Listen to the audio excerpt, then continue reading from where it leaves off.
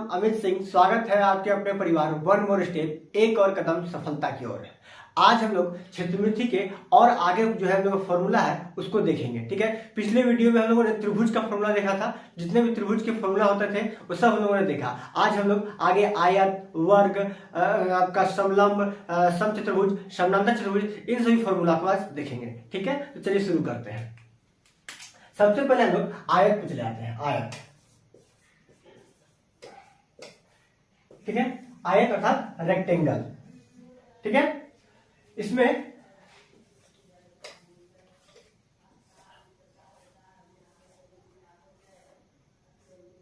आयत में आमने सामने की भुजाएं बराबर और समानांतर होती है, अर्थात यह भुजा और यह भुजा बराबर है और यह भुजा और यह भुजा बराबर है। और प्रत्येक जो कोण होगा वह 90 डिग्री का ही होगा। प्रत्येक कोण कितना डिग्री होगा? 90 डिग्री का होगा। ठीक है, हम लोग ने इसका नाम करता है ए, बी, सी और यह डी। यह हमारा लंबाई है, जो हमारा लंबाई यह है वही लंबाई हमारा यह होगा। यह जो चौड़ाई होगा वही चौड़ाई यह होगा। तो हम लोग नेमिंग इसको कर देते हैं एल, एल, बी, बी। छोटा करते हैं इसको बी।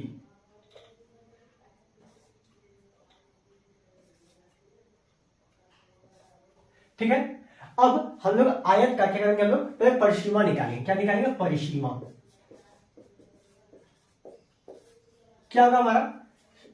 यहां से लेकर यहां तक जितना हमारा होगा वो सब जो है परिसीमा कहलाएगा, क्योंकि बाउंड्री ही परिसीमा कहलाता है। तो हम लिख रहे हैं एल, एक और एल, एक बी और एक और बी, यानी कि हम बोल सकते हैं 2l प्लस 2b। यहां सब 2 कॉमन लेंगे तो हमारा क्या फॉर्मूला आ जाएगा? सूत्र क्या रहेगा? l plus b। तो परिसीमा का एक सूत्र होता है आयत का, क्या होता है? 2l plus b। अगर क्षेत्रफल की बात करें, क्षेत्रफल का तो क्या निकलेगा हमारा? L इंटू बी, लंबाई गुने चौड़ाई। ठीक है, L इंटू बी, लंबाई गुनी चौड़ाई। ठीक है, अब इसका अगर हम लोग एक डायग्राम खींच लें, अर्थात विकर्ण ले लें। ठीक है, यह हमारा विकर्ण है, यह हमारा 90 डिग्री कोण है, ये लंबाई है, ये चौड़ाई है। देखिएगा ये पाइथागोरस का नहीं लग रहा है, पाइथागोरस से हम लोग नहीं निकाल लेंगे। ये हमारा लंबाई है, आधार है, ये हमारा लंब है, तो कर्ण नहीं निकल जाएगा। तो यहां से हम लोग डायग्राम निकल जाएगा। क्या निकलेगा? विकर्ण। विकर्ण का फॉर्मूला क्या हो जाएगा? अंडर रूट क्या? L square plus B square, L square plus B square. तो हमारा परिसीमा, क्षेत्रफल और विकर्ण ये हमारा तीनों निकल गया। ठीक है, इससे और आगे हम लोग चलते हैं।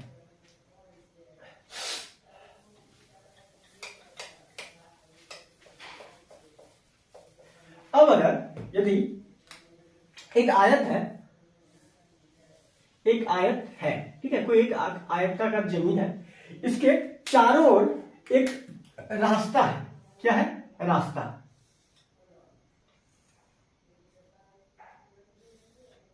चारों एक रास्ता है। ठीक है, जमीन हमारा क्या है? आयताकार, ये ब्लू वाला, और उसके बाहर से जो हमने खींचा वो क्या है? रास्ता है। मान लीजिए इसकी लंबाई क्या है? एल है, इसकी चौड़ाई बी है। ठीक है, और जो रास्ता है सभी जो है एक समान है, सभी जो है चारों तरफ क्या है? एक समान है। ऐसा नहीं कि लंबाई में कुछ और चौड़ाई में कुछ है। यह लंबाई हम मान लेते हैं इसको x, x, x, x। ठीक है, क्योंकि क्या है? चारों तरफ हमारा क्या रास्ता क्या है? बराबर है। अब अगर यहां से हमारा रास्ते का क्षेत्रफल पूछे, रास्ते का क्षेत्रफल पूछे, ठीक है, तो इसका शॉर्ट जो हमारा ट्रिक होता है वो होता है 2x l plus B plus 2x। x क्या है? रास्ते की चौड़ाई, l आयताकार जमीन की लंबाई, b आयताकार जमीन की चौड़ाई, और यहां भी x क्या है आपका? रास्ते के चौड़ाई। ठीक है, अगर इसको लोग बढ़िया से देखें, अगर आप लोग इसको डिस्क्राइब करके देखें तो हमारे क्या होता है? यहाँ पे l, x इधर जुड़ रहा है और इधर जुड़ रहा है, तो l प्लस 2x। और चौड़ाई में क्या जा रहा है? b में, यहां पे भी x, नीचे में भी और ऊपर में भी, तो यहां पे चौड़ाई में क्या जा रहा है हमारा? b plus 2x। यहां से हम लोग इन दोनों का क्षेत्रफल निकाल, यहां से हम लोग इसका क्षेत्रफल निकालेंगे, मल्टीप्लाई करके क्षेत्रफल निकाल के फिर जो हमारा एल बी है उससे घटाएंगे, तब हमारा रास्ते का क्षेत्रफल निकलेगा। तो उतना नहीं करते हुए डायरेक्ट हम लोग रास्ते का क्षेत्रफल कैसे निकालेंगे? 2x l plus B plus 2x। ठीक है, चलिए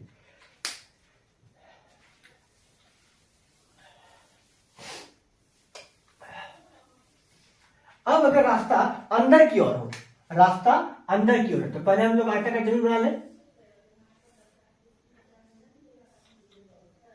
यह हमारा एल है, यह हमारा बी है, और रास्ता किधर है? जमीन की अंदर की ओर है। ठीक है, जो हमारा जमीन है उससे अंदर की ओर है। ठीक है, यहां भी क्या है? जो चौड़ाई है वो क्या है? समान है। जो चौड़ाई है रास्ते का वो क्या है? समान है। ठीक है, तो यहां पे हमारा रास्ते का क्षेत्रफल क्या हो जाएगा? आराम से देखिएगा।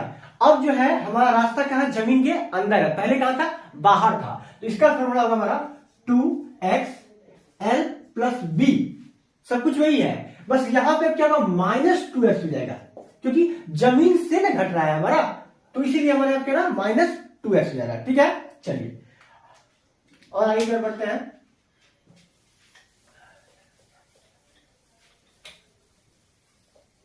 अब अगर हमारा जो जमीन आयताकार जमीन है, इस आयताकार जमीन से बीचों बीच रास्ता निकलता है और 4 इसमें प्लॉट बना देते हैं।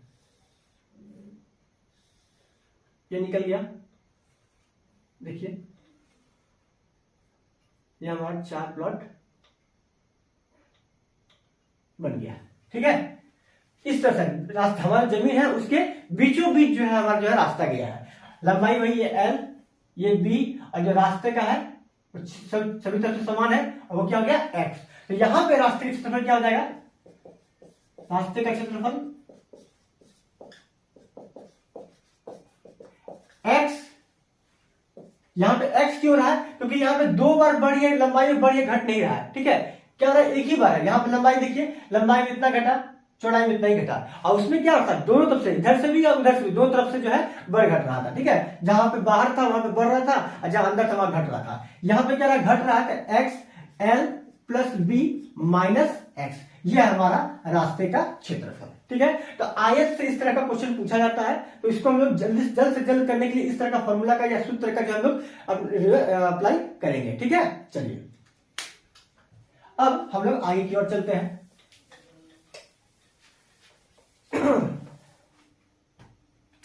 वर्ग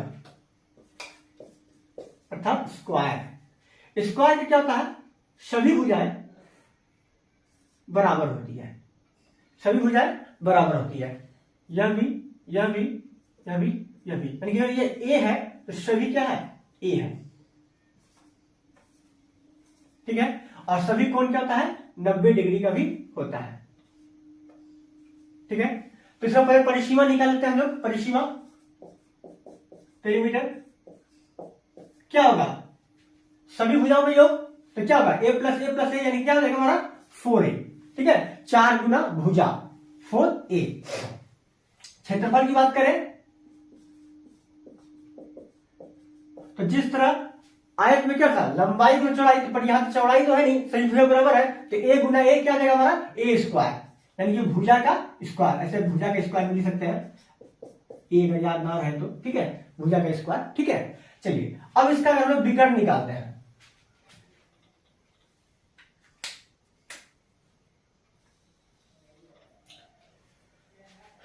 फिर से वही देखिए, पाइथागोरस से अनुकरण निकाल सकते हैं। ए स्क्वायर प्लस ए स्क्वायर, फिर क्या होगा? अंडर रूट करना होगा, तो 2a स्क्वायर अंडर रूट में, तो क्या जाएगा वहां पे? a root 2। तो डायरेक्ट उतना ना करते हुए हम लोग क्या लिखेंगे यहाँ पे? विकर्ण हमारा a रूट 2, यानी कि भुजा रूट 2। ठीक है, हमारा परिसीमा निकल गया, क्षेत्रफल निकल गया, और विकर्ण निकल गया। इसको मिटाते हैं।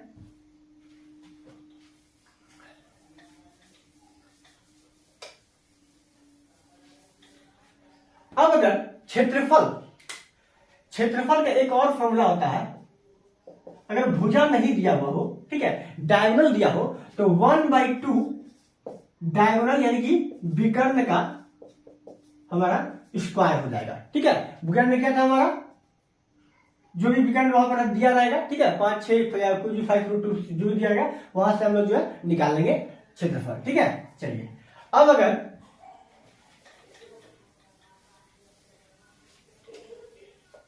इसी वर्ग में यह वर्ग है, यह वर्ग है, दो वर्ग बनाते हैं। इस वर्ग में एक वृत्त डालते हैं। वृत्त वैसे भी पढ़े नहीं है, लेकिन थोड़ा सा अगर जानते हो तो उसको समझिए, ठीक है। और नहीं तो कोई बात नहीं है, जब वृत्त पढ़ाएंगे तो और अच्छा से समझ लीजिएगा। लेकिन चूंकि यहाँ पे वर्ग का है, इसलिए आप लोग को यहाँ पे हम समझाने की कोशिश कर रहे हैं, ठीक है। इस तरह से है, एक वृत्त क्या है, अंतर्वृत्त है, और एक क्या है, परिवृत्त दे रहा है। यानी कि जो हमारा दिया हुआ है वर्ग, जो स्क्वायर दिया है, उसके अंदर एक वृत्त है और एक बाहर वृत्त है, ठीक है। तो यहाँ पे इन दोनों का रेशियो पूछेगा कि क्या होता है, एक वर्ग के अंदर वृत्त है और वर्ग के बाहर वृत्त है, इन दोनों का अनुपात क्या होता है, तो देखिए कैसे निकलेगा।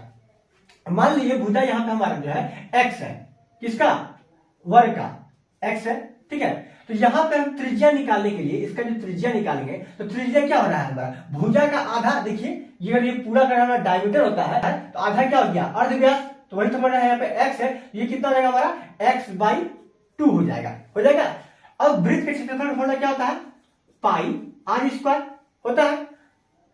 पाई आर हमारा क्या है, x/2 का स्क्वायर, ठीक है। उसी तरह यहाँ पे लेकिन वृत्त का जो हमारा यहाँ पे व्यास हो रहा है, वो भुजा नहीं हो रहा है। यहाँ पे क्या हो रहा है, वर्ग का विकर्ण। तो वर्ण का विकर्ण का आधा हमारा क्या होगा, वर्ण के विकर्ण का आधा हमारा हो जाएगा अर्धव्यास। देख रहे हैं, ध्यान से देखिए, वर्ण के विकर्ण का आधा हमारा क्या हो जाएगा, अर्धव्यास देगा। तो यहाँ पे हमारा पाई आर स्क्वायर क्या निकलेगा, पाई आर स्क्वायर, पाई आर हमारा क्या हो जाएगा, भुजा अगर आपका x है तो आपका विकर्ण क्या हो जाएगा, x√2, क्योंकि हम लोग बता चुके हैं भुजा √2 होता है, ठीक है। और उसका आपका आधा, क्योंकि अर्धव्यास निकलना होता है, तो /2, ठीक है। यहाँ पे क्या लिखेंगे, x√2/2 का होल स्क्वायर। यहां से पाई कट गया, अनुपात में निकाल रहे हैं, ठीक है, पाई कट गया, और x²/4 अनुपात, यहाँ पे क्या निकल रहा है, x² 2/4, 4 भी कट गया आपका, और x² भी कट गया। तो क्या निकला हमारा, 1:2। तो उतना ना याद रखते हुए खाली इतना हम लोग याद रखेंगे कि वर्ग के अंदर अगर वृत्त है, अंतर्वृत्त है, और वर्ग के बाहर परिवृत्त है जो है हमारा है, तो उसका जो अनुपात होता है 1:2 होता है, ठीक है। सिर्फ इतना ही चीज को हम लोग को याद रखना है, ठीक है। समझ में आ रहा है, चलिए आइए और बढ़ते हैं। अब हम लोग समानांतर चतुर्भुज पैरेललोग्राम की ओर बढ़ते हैं। आयत हो गया, वर्ग हो गया। अच्छा एक बात और, वर्ग में जो आपका जो है, उसी तरह से अगर रास्ता पूछेगा, तो जहां पे L और B था, वहां पे क्या हो जाएगा, A और A, यानी कि 2A हो जाएगा। समझ आ रहा है क्या बोल रहे हैं। मान लीजिए रास्ते का अगर उसी तरह हमारा वर्ग था, वर्ग के बाहर आपका रास्ता है, समझ लीजिएगा इस चीज को, क्योंकि एक ही चीज को बार बार करने की जरूरत नहीं है। समझ में आ रहा है तो आप लोग कर सकते हैं इसको, ठीक है। बाहर है तो हम लोग रास्ते से क्या लिखे थे वहां पे, 2x L+B+2x लिखे थे। लेकिन यहाँ पे तो हमारा वर्ग है, और वर्ग की सभी भुजाएं क्या होती है, बराबर होती है। ये a है, ये है, तो सब तो a ही है हमारा, है ना। तो यहाँ पे क्या हो जाएगा, 2x a+a+2x, अर्थात डायरेक्ट लिखे 2x 2a+2x, यहां से 2 भी कॉमन लीजिए, 4x a+x, ये हो जाएगा हमारा, ठीक है। ये हमारा हो जाएगा डायरेक्ट। उसी तरह माइनस के यहाँ माइनस कर देंगे, तो जिस तरह से आयत है उसी तरह से वर्ग हम लोग का निकल जाएगा, ठीक है। चलिए अब जो हम लोग आगे की ओर बढ़ते हैं और समानांतर चतुर्भुज देखते हैं। समानांतर चतुर्भुज parallelogram,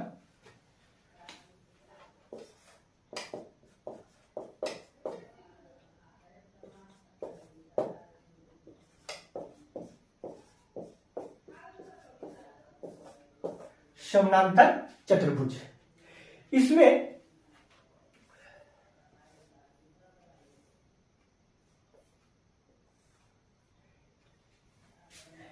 A B C D, इसका अगर क्षेत्रफल पूछे आपसे, क्षेत्रफल पूछे तो आधार गुने ऊंचाई, ठीक है।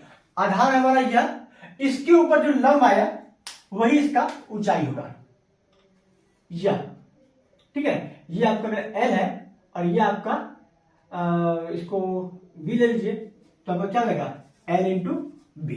ठीक है, अगर इसके ऊपर रहेगा यह आधार होगा तो इसके ऊपर जो आपका लंब गिरेगा यहां से ऐसे से करके, यानी कि अगर हम इससे बोले ए बी इंटू, इसको ई देते हैं, ई ए बी आधार हमारा क्या है ए बी, आई इंटू ऊंचाई क्या हमारा डी।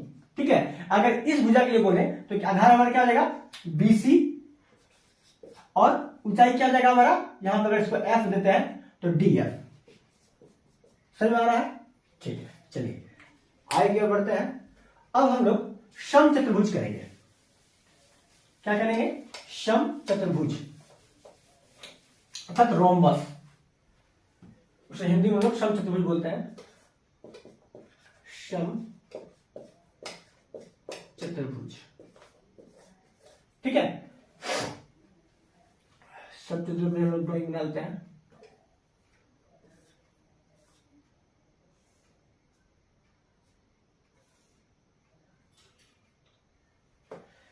इस तरह से है, इसमें भी सारी भुजाएं जो है बराबर होती है, सारी भुजाएं बराबर होती है। क्योंकि अगर आपका x है, यह भी x होगा, यह भी x होगा और यह भी x होगा। ठीक है, इसका विकर्ण जो है आपका, एक विकर्ण यह होता है और एक विकर्ण ऐसे यहां पर। दोनों विकर्ण जब एक दूसरे को काटती है तो वहां पे 90 डिग्री का कोण बनाती है।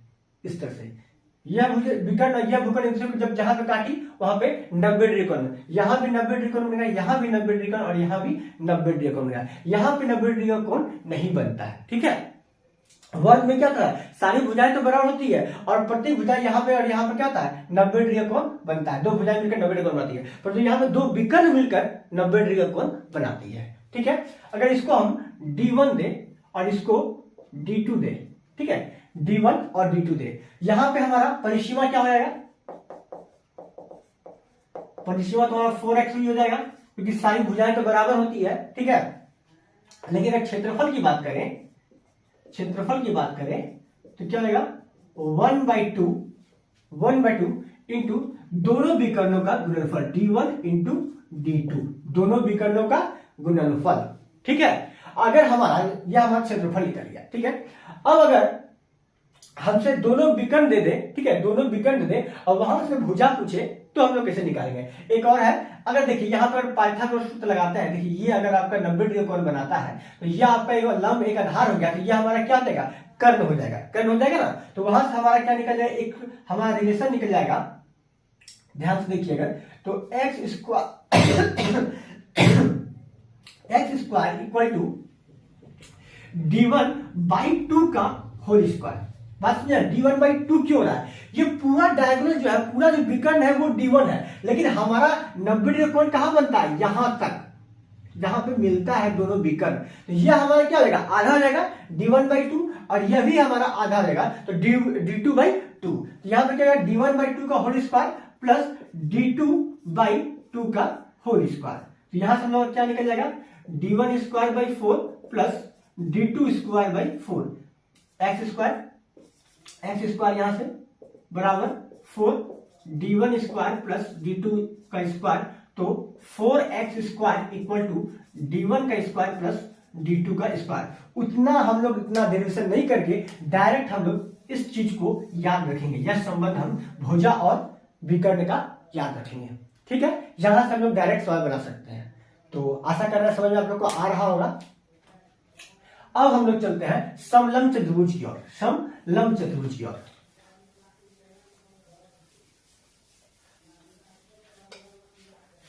समलंब चतुर्भुज को इंग्लिश में लोग ट्रापेजियम बोलते हैं। समलंब चतुर्भुज, ठीक है। समलंब चतुर्भुज का ड्राइंग बनाते हैं।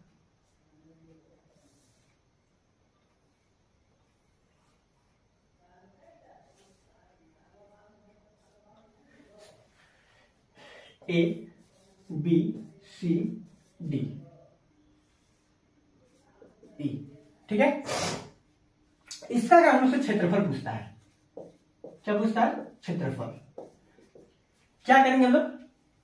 1/2 गुना 1/2 गुना दो, यह भुजा और यह भुजा समानांतर है, ठीक है, यह भुजा और यह भुजा क्या है, समानांतर है। तो एक का क्षेत्रफल फल होता है 1/2 समानांतर भुजाओं का योग, समानांतर भुजाओं का योग गुणे ऊंचाई, गुणे ऊंचाई।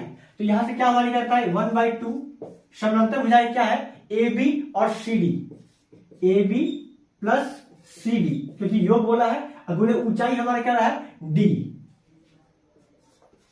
यहां से हम लोग क्षेत्रफल का फॉर्मूला निकाले। तो आज हम लोग ने आयत, वर्ग, समानांतर चतुर्भुज, समचतुर्भुज और समलंब चतुर्भुज पढ़ा है। अगली वीडियो में हम लोग वृत्त में और वृत्त, अर्धवृत्त और भी उसके बारे में जो है जानकारी लेंगे। आशा करते हैं कि आप लोग को समझ में आ रहा होगा। समझ में आ रहा है तो आप जो है लाइक कीजिए, कमेंट कीजिए, सब्सक्राइब कीजिए और अपने अन्य दोस्तों को भी जो है शेयर कीजिए, जो वो इस चीज को सीख सके। ठीक है, धन्यवाद।